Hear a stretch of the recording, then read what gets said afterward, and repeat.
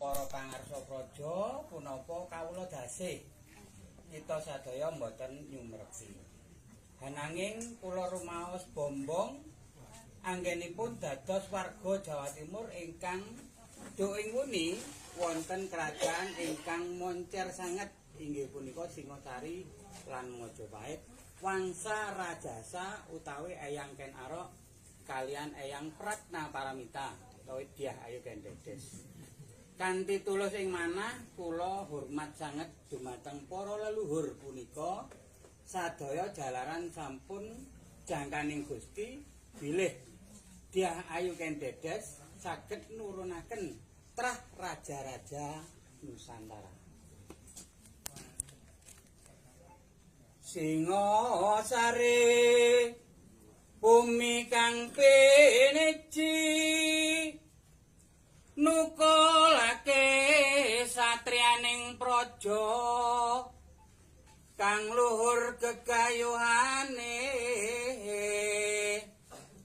satriya ning pinunjul dosa mapta teguh neng ati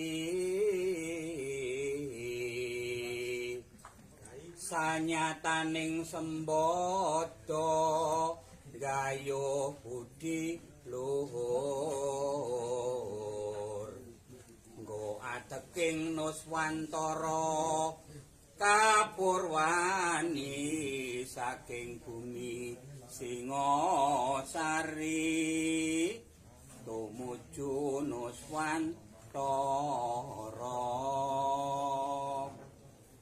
Eyang Ken Arok satriya sejati, Yang Ken Dedes wanita utama, mumpuni tarak bratane tasih timur maguru ngudi kawruh kang sejati.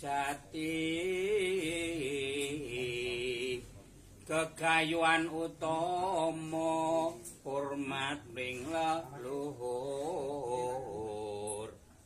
mure adeg Nuswantara kaloka ing rat Nuswantara nagri Singasari ngrembaka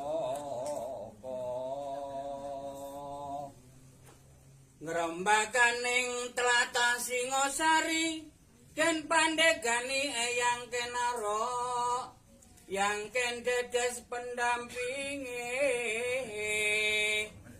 Prabramana satuhu sami rawuh ing Singasari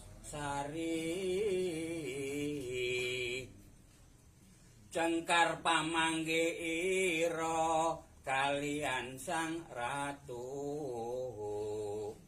sang nata Kediri krodha ngoyak-ngoyak Brahmana uga sang resi kalis ing sambi kala Senen Pahing 20 Juli 2012 karipta dening Ki Sutapa. Rahayu. Rahayu.